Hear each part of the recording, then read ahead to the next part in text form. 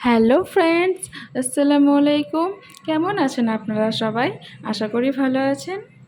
মজার ভিডিওটি দেখার জন্য অবশ্যই আপনাকে শেষ পর্যন্ত দেখতে হবে, না হলে কিন্তু মিস করে যাবেন। আমার ছেলে খিচুড়ি খেতে চায় না, তার জন্য ওকে আমি ছাদের উপরে নিয়ে এসেছি খিচুড়ি খাওয়ানোর জন্য। এইদিকে দেখি এত সুন্দর হাওয়া হচ্ছে, গাছপালাগুলো কত সুন্দর নড়ছে।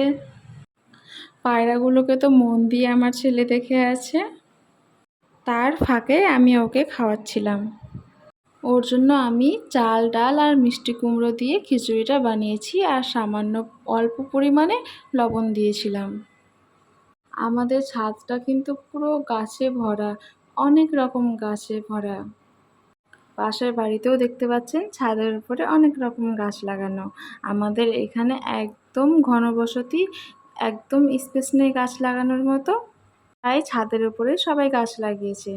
আপনারা দেখুন, এই দুটো পায়রা একসঙ্গে আছে, কত কিউট লাগছে। একটা পায়রার তো মাথায় ঝুঁটি। আমি জানতাম না ভিডিও করতে করতে এরকম একটা কিউট মোমেন্ট পেয়ে যাব। কত সুন্দর লাগছে না দেখতে।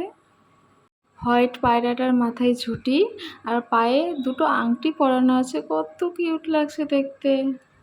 ব্ল্যাক অ্যান্ড হোয়াইট পায়রাটাও কত সুন্দর লাগছে, তাই না? ব্ল্যাক অ্যান্ড হোয়াইট পায়রাটা উড়ে গেল, সাথে সাথে এই পায়রাটা মাথায় ঝুঁটি আছে, এই পায়রাটাও তখন উড়ে যাবে। এরকম সুন্দর সুন্দর ভিডিও যদি আরও দেখতে চান, তাহলে চ্যানেলটি অবশ্যই সাবস্ক্রাইব করে দেবেন।